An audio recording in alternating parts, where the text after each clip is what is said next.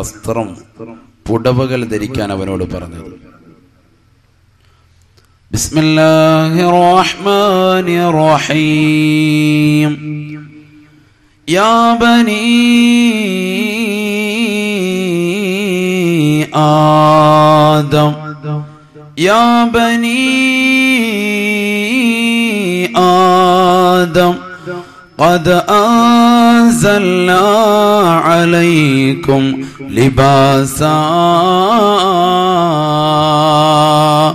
ഓ ആദം സന്തതികളെ, ഓ മനുഷ്യ മക്കളെ, ഓ മാനവകുലമേ, ഖദ അൻസൽനാ അലൈക്കും ലിബാസാ,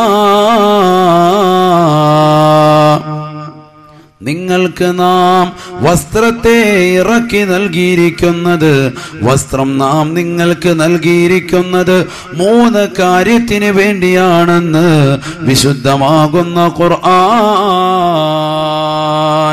ഖുർആൻ വിവരിക്കുകയാണ്. മനുഷ്യൻ എന്തിനു വേണ്ടിയാണ് വസ്ത്രം നൽകിയിരിക്കുന്നത്? അള്ളാഹുവിന്റെ വെള്ളി നിങ്ങൾ ശ്രദ്ധിച്ചിട്ടുണ്ടാകും. അള്ളാഹുവെ വിളിക്കുന്നത് യാ ബനി ആദം, ഓ മനുഷ്യ മക്കളെ എന്നാണ്. ആദം സന്തതികളെ, ആദമിന്റെ മക്കളെ, മാനവകുലമേ, മാനവരാശികളെ, നിങ്ങൾ ശ്രദ്ധിക്കുവിൻ, നിങ്ങൾ പഠിക്കുവിൻ. എന്തിനാണ് അല്ലാഹു സുബ്ഹാനഹു വ തആല ആദം സന്തതികളെ മുഴുവൻ വിളിച്ചിട്ട് അല്ലാഹു സുബ്ഹാനഹു വ തആല വസ്ത്രധാരണ രീതി പറയുന്നത്? നമസ്കരിക്കാൻ വേണ്ടി പറഞ്ഞപ്പോ, നോമ്പ് പിടിക്കാൻ പറഞ്ഞപ്പോ, സകാത്ത് കൊടുക്കാൻ പറഞ്ഞപ്പോഴൊക്കെ അല്ലാഹു സുബ്ഹാനഹു വ തആല വിളിച്ചത് യാ അയ്യുഹല്ലദീന ആമനു, വിശ്വസിച്ചവരെ, നിങ്ങളാണ് നമസ്കരിക്കേണ്ടത്, നിങ്ങളാണ് സകാത്ത് കൊടുക്കേണ്ടത്, നിങ്ങളാണ് ഹജ്ജ് ചെയ്യേണ്ടത്. അല്ലാഹു സുബ്ഹാനഹു വ തആല വസ്ത്രം പരിചയപ്പെടുത്തുമ്പോ ജഗനിയന്താവായ പരിപാലകനായ പടച്ചറബ് വിളിക്കുന്നത് യാ ബനി ആദം, ഓ മനുഷ്യ മക്കളെ എന്നാണ്. എന്താണ് അതിന്റെ അർത്ഥം? ലോകത്ത് മനുഷ്യനായി പിറന്നിട്ടുള്ളവരെല്ലാവരും തന്നെ വസ്ത്രം ധരിക്കണം, നിർബന്ധമാണ്. പുരുഷനാകട്ടെ, സ്ത്രീയാകട്ടെ, വിശ്വാസിയാകട്ടെ, അവിശ്വാസിയാകട്ടെ, നിരീശ്വരവാദിയാകട്ടെ, യുക്തിവാദിയാകട്ടെ, ഏത് മനുഷ്യനാണെങ്കിലും വസ്ത്രം ധരിക്കൽ അവിഭാജ്യ ഘടകമാണ്, നിർബന്ധമായ ഘടകമാണ്. യാ ബനീ ആദം ഖദ് അൻസൽനാ അലൈക്കും ലിബാസാ, ഓ ആദം സന്തതികളെ, ഓ മനുഷ്യ മക്കളെ, ഓ മാനവകുലമേ, ഖദ് അൻസൽനാ അലൈക്കും ലിബാസാ,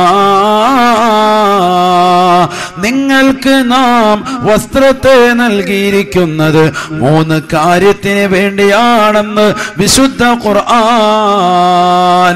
ജനിച്ചത് മുതൽ മക്കളെ വസ്ത്രം ധരിപ്പിക്കുന്നവരെ, 15 വയസ്സുള്ളവർ എന്റെ മുന്നിലുണ്ട്, 10 വയസ്സുള്ള കൊച്ചുമക്കളുണ്ട്, 30ഉം 35ഉം 40ഉം 50ഉം കഴിഞ്ഞവരുണ്ട്.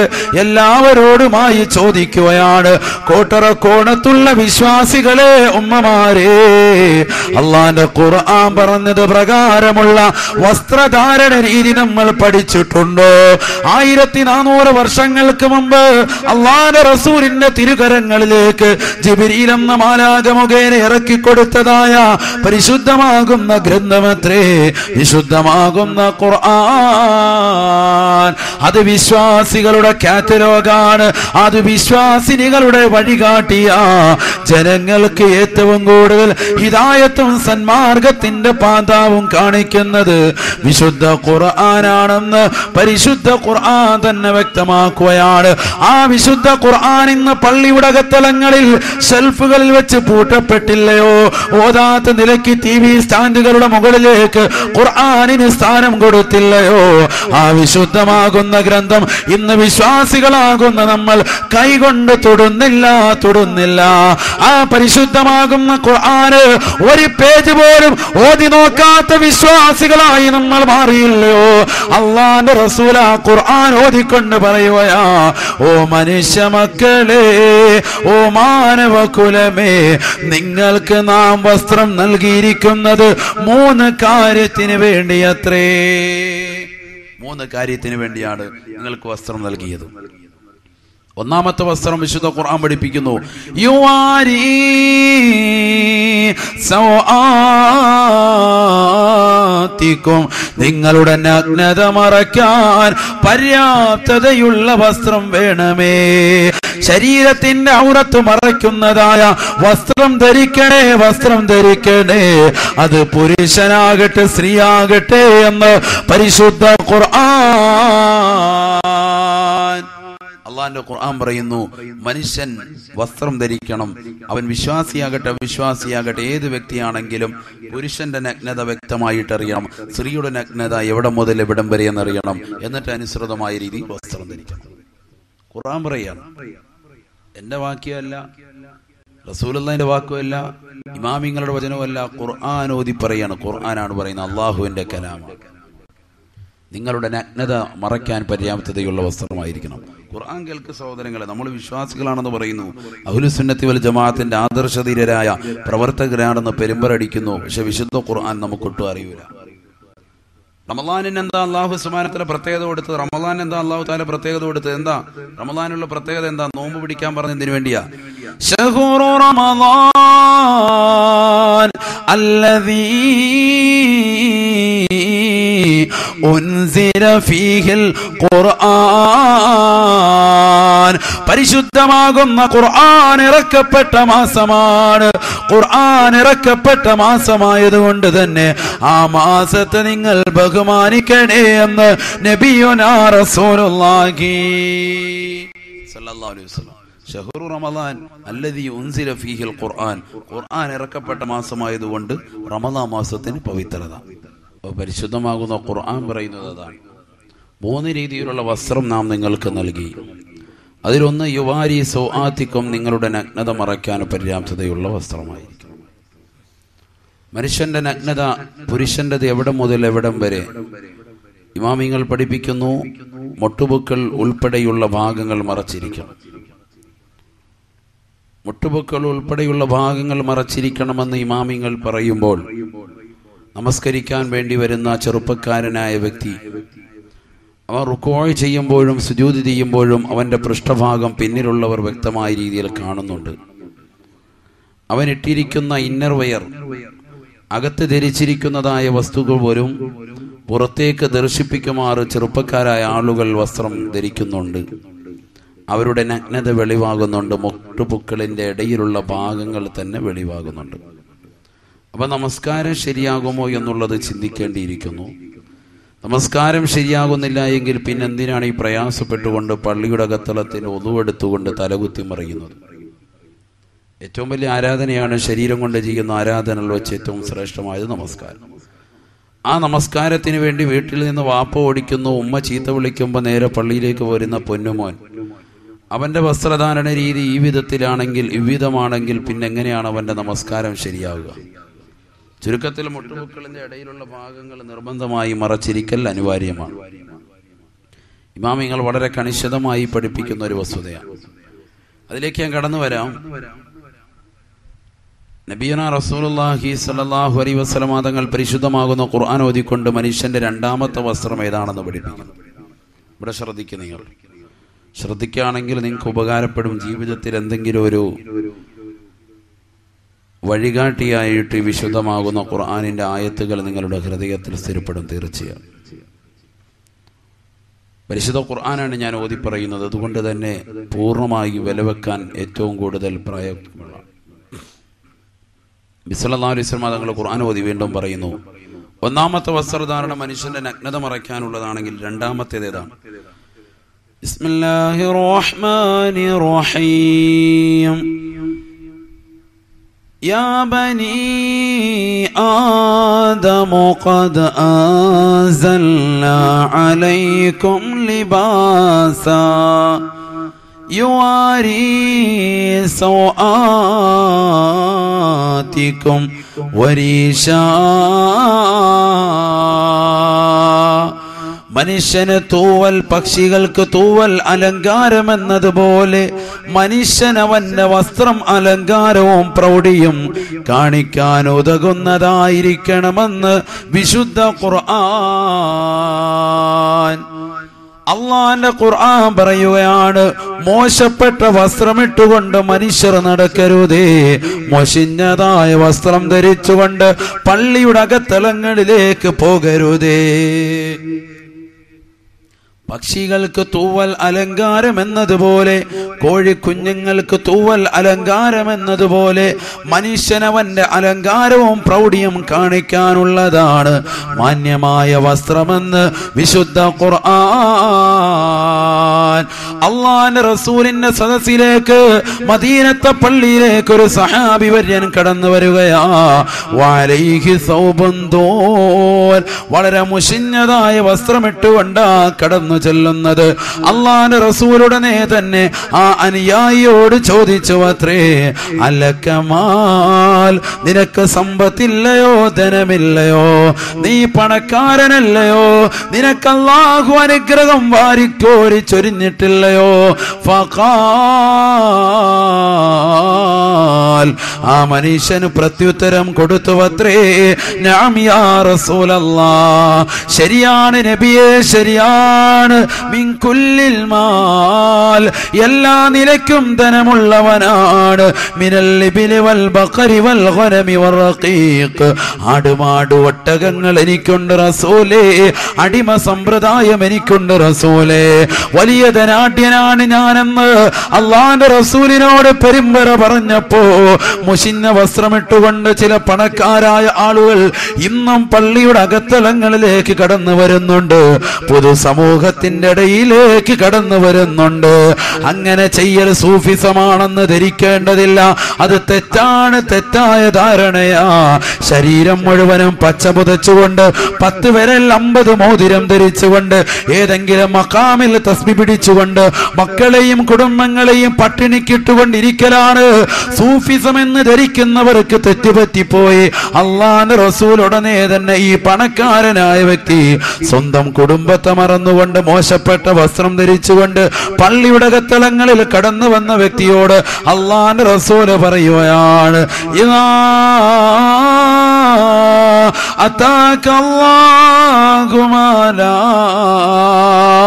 നിനക്ക് അല്ലാഹു സമ്പത്ത് നൽകിയിട്ടുണ്ടെങ്കിൽ, അല്ലാഹു നിന്നെ പണക്കാരനായി തെരഞ്ഞെടുത്തിട്ടുണ്ടെങ്കിൽ, ഫഇന്നല്ലാഹ യുഹിബ്ബു അൻ യറാ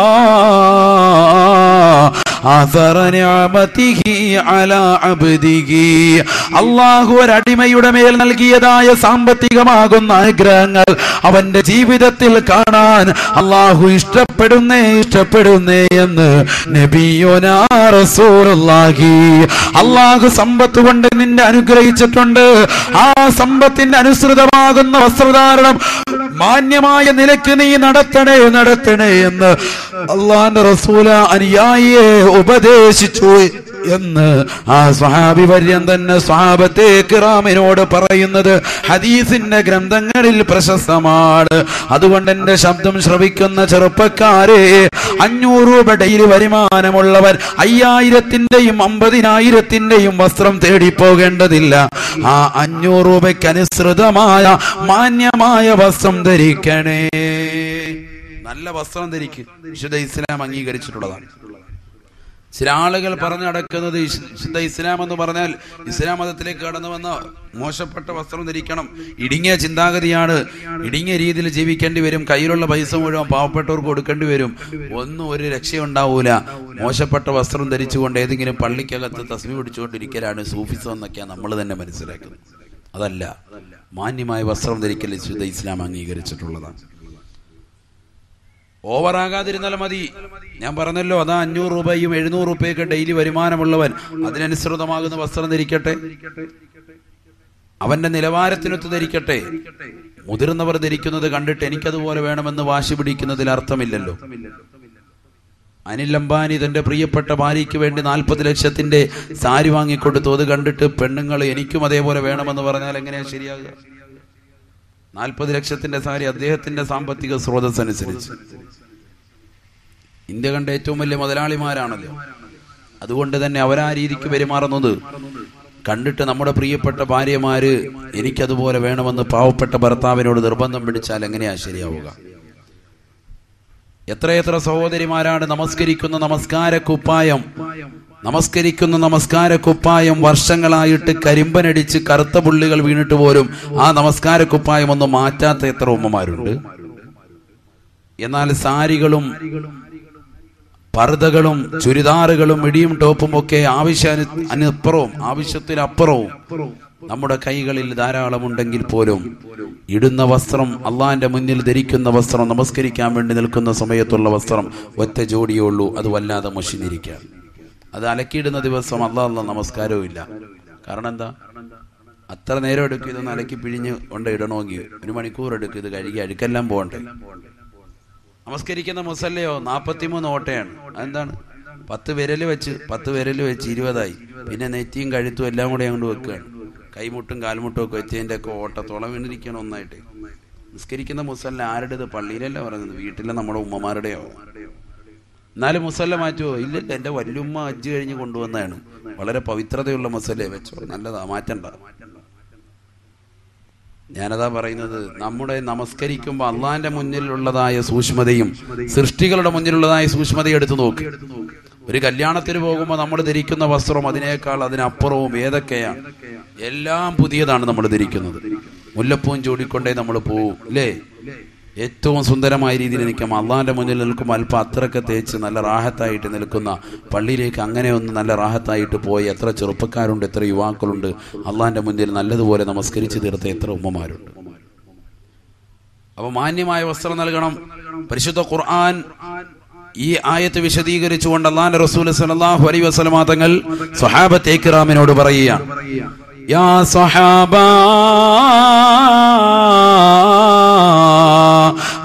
تحسنوا إليهن في كسوتهن وطعامهن. ഓ ഭർത്താക്കന്മാരെ,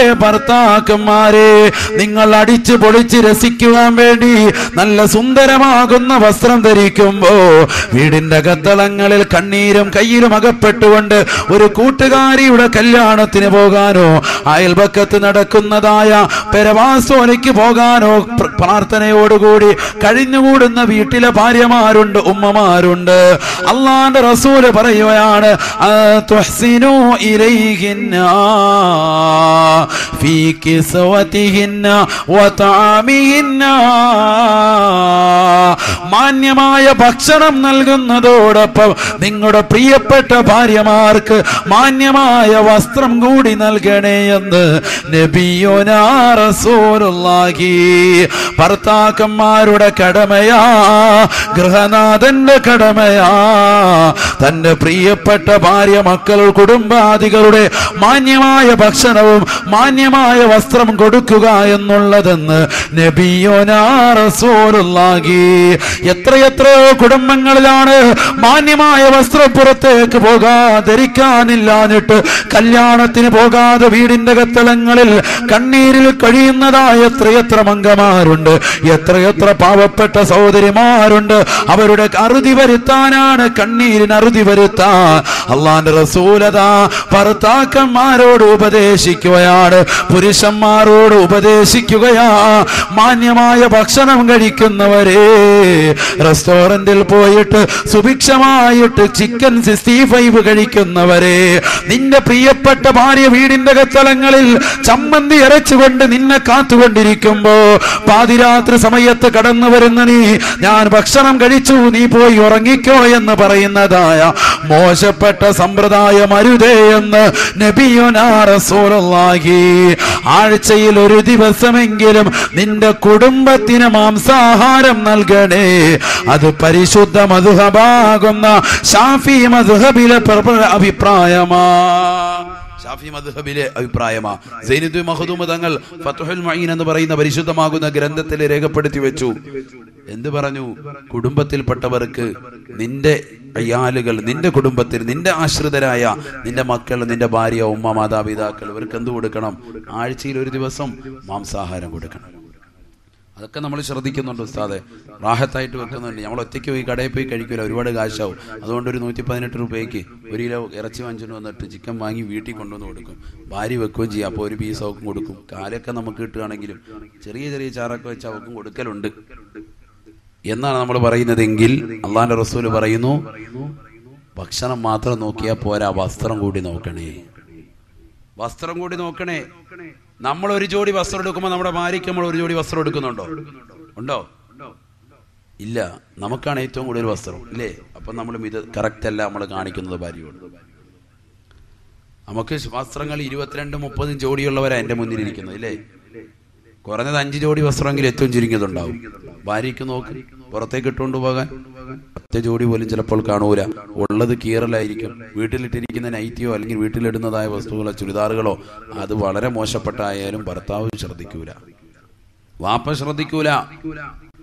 എന്നാൽ അള്ളാന്റെ ഖുർആൻ പറയുന്നു 2 വസ്ത്രധാരണ രീതി നമ്മളിപ്പോൾ പരിചയപ്പെട്ടു. ഒന്ന് മനുഷ്യന്റെ നഗ്നത മറയ്ക്കുന്നത്, മറ്റൊന്ന് നല്ല പ്രൗഢി കാണിക്കാൻ പറ്റുന്നു. പെരുന്നാളിന്റെ സുദിനത്തിൽ മാന്യമായ വസ്ത്രം ധരിക്ക്, കളർ വസ്ത്രം ധരിക്കട്ടെ, സന്തോഷം പ്രകടിപ്പിക്കട്ടെ. ആ സന്തോഷത്തിന്റെ സമയത്ത് നിങ്ങൾ നല്ല കളർ വസ്ത്രം ധരിക്കട്ടെ. ഷാഫി മദ്ഹബ് പറയുകയാണ്, കണ്ടോ? അല്ലാതെ വെള്ളം ധരിച്ചുകൊണ്ട് നടക്കണമെന്നും അങ്ങനെ തന്നെ പോകണമെന്നല്ല ഈ പറയുന്നത്. കടും ചുവപ്പും കടും കറുപ്പുമാണ് വിശുദ്ധ ഇസ്ലാം നിരോധിച്ചിട്ടുള്ളത്. നമ്മുടെ മക്കൾ ഇന്ന് അതാ ധരിക്കുന്നത്. ആ അലക്കണ്ടല്ലോ, 10 കൊല്ലം കഴിഞ്ഞാലും അലക്കണ്ട. ആക്സും അതുപോലെ തന്നെ ഇപ്പൊ ബോഡി സ്പ്രേ ഇഷ്ടം പോലെ ഇറങ്ങിയിട്ടുണ്ട്, ഫോഗും ഒക്കെ. അതിന്റെയൊക്കെ പരസ്യം കണ്ടിട്ട് അതിങ്ങനെ അടിച്ച് വീശിയിട്ട് കല്യാണ സദസ്സിലൊക്കെ ഇങ്ങനെ വിഴകി നടക്കുക. കഴുകണ്ട. വെള്ളയാകുമ്പോഴത്തേക്കും വേഗം അഴുക്ക് പറ്റും. നമ്മൾ കണ്ടില്ലെങ്കിൽ മറ്റുള്ളവർ കാണിച്ചു തരും, ഹയവാൻ ഇതേ അഴുക്കിരിക്കുന്നെന്ന് പറയും. അതുകൊണ്ട് എന്താണ്, വെള്ള വസ്ത്രം തൊടത്തേയില്ല. അള്ളാന്റെ ഖുർആൻ പറയുന്നു ഏറ്റവും ഉത്തമമായ വസ്ത്രം ഏതെന്നറിയുമോ? ഏറ്റവും ഉത്തമമായ വസ്ത്രം അള്ളാന്റെ ഖുർആൻ പറയാൻ, وَلِبَاسُ التَّقْوَى ذَلِكَ خَيْرٌ. തഖ്വയിൽ അധിഷ്ഠിതമാകുന്ന, മതബോധമുണ്ടാക്കുന്ന, മതനിഷ്ഠയുണ്ടാക്കുന്ന വസ്ത്രം ധരിക്കണേ.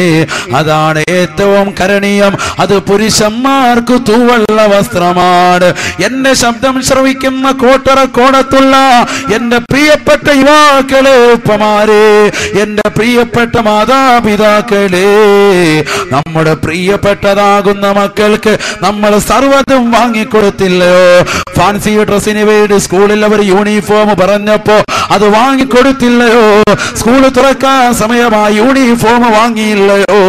ആ പ്രിയപ്പെട്ട മക്കൾ റിയാലിറ്റി ഷോകൾക്ക് പങ്കെടുക്കാൻ ആവശ്യാനുസൃതമാകുന്ന ഏതെല്ലാം വസ്ത്രങ്ങൾ നമ്മൾ വാങ്ങിക്കൊടുത്തു. പക്ഷേ അള്ളാഹുവിന്റെ റസൂൽ ഇഷ്ടപ്പെട്ട, അള്ളാഹു ഇഷ്ടപ്പെട്ടതായ മാന്യമാകുന്ന ലോകം കണ്ട ഏറ്റവും ഉത്തമമായ വസ്ത്രം തന്റെ പ്രിയപ്പെട്ട മക്കൾക്ക് വാങ്ങിക്കൊടുത്തിട്ടുണ്ടോ? അത് വെള്ളയാണ്, വെള്ളയാണെന്ന് നബിയുനാ റസൂലുള്ളാഹി. അഹബ്ബു സിയാബി ഇലല്ലാഹ് അൽ ബയാൻ. ഈ ലോകത്തിന്റെ സൃഷ്ടികർത്താവായ, ജഗന്നിയന്താവായ, പരിപാലകനായ, സർവേശ്വരനായ, സർവാധിപതിയായ, സർവരോഗ സൃഷ്ടിപ്പിൻ സംഹാരകർത്താവായ പടച്ചറബുണ്ടല്ലോ, അള്ളാഹു ഉണ്ടല്ലോ. അവൻ ഏറ്റവും ഇഷ്ടപ്പെട്ട വസ്ത്രം, അവൻ ഏറ്റവും പൊരുത്തമുള്ളതായ വസ്ത്രം അതേതെന്നറിയുമോ ചെറുപ്പക്കാരെ? അത് വെള്ള വസ്ത്രമാ, വെള്ള വസ്ത്രമാണെന്ന് നബിയുനാ റസൂലുള്ളാഹി. കോട്ടറക്കോണത്തുള്ള നിവാസികളെ, പാവല്ലയിൽ ജുമാ നടക്കുമ്പോ ജുമാ നമസ്കാരത്തിന് വേണ്ടി സർവ്വ മുസ്ലിമീങ്ങളും ഒരുമിച്ച് കൂടുന്ന സമയത്ത് നമ്മുടെ ജമാഅത്തിലുള്ള ആളുകൾ മുഴുവനും വെള്ള വസ്ത്രം ധരിച്ചുകൊണ്ടൊരു ജുമാ നമുക്ക് സാധ്യമാകുമോ? സാധ്യമാകുമോ? മലായിക്കത്തുകൾ വന്നിറങ്ങുന്നത് പോലെ ശുഭവസ്ത്രം ധരിച്ചുകൊണ്ട്, വെള്ള വസ്ത്രം ധരിച്ചുകൊണ്ട് നമ്മളും നമ്മുടെ മക്കളും അള്ളാന്റെ പള്ളിക്കകത്ത് നമസ്കരിക്കാൻ വേണ്ടി വരുന്നതായ ഒരു സുദിനം നമുക്ക് സ്വപ്നം കാണാൻ സാധിക്കുമോ? നമ്മുടെ പ്രിയപ്പെട്ട മക്കൾക്ക് നമ്മൾ ധരിപ്പിക്കുന്നതായ വസ്ത്രം എത്ര മോശപ്പെട്ട വസ്ത്രമാ! റുക്കൂ ചെയ്യുന്ന സമയത്തും സുജൂദിന്റെ സമയത്തും പൃഷ്ഠഭാഗം കാണുന്ന വസ്ത്രമല്ലയോ? ഇടുങ്ങിയതാകുന്ന പർദ്ദയല്ലയോ? ഇടുങ്ങിയതാകുന്ന ജീൻസ് അല്ലയോ? ഇടുങ്ങിയ രീതിയിലുള്ള ബനിയനല്ലയോ? പുരുഷൻ സ്ത്രീയുടെ വസ്ത്രവും, സ്ത്രീ എന്ന പുരുഷന്റെ വസ്ത്രവും ധരിക്കുന്നില്ലോ? ആധുനിക കാലഘട്ടം എവിടെ പോയി സഹോദരങ്ങളെ? ജീൻസ് ധരിക്കുന്നതായ സഹോദരിമാരില്ലയോ? ടൈറ്റായ ബനിയം ധരിക്കുന്നതായ ഉമ്മമാരില്ലയോ? ചെറുപ്പക്കാരികളില്ലയോ?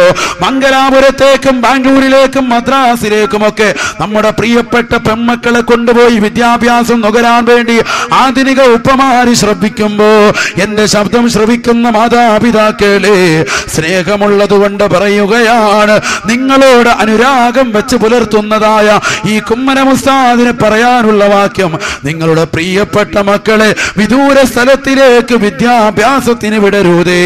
മദ്രാസിൽ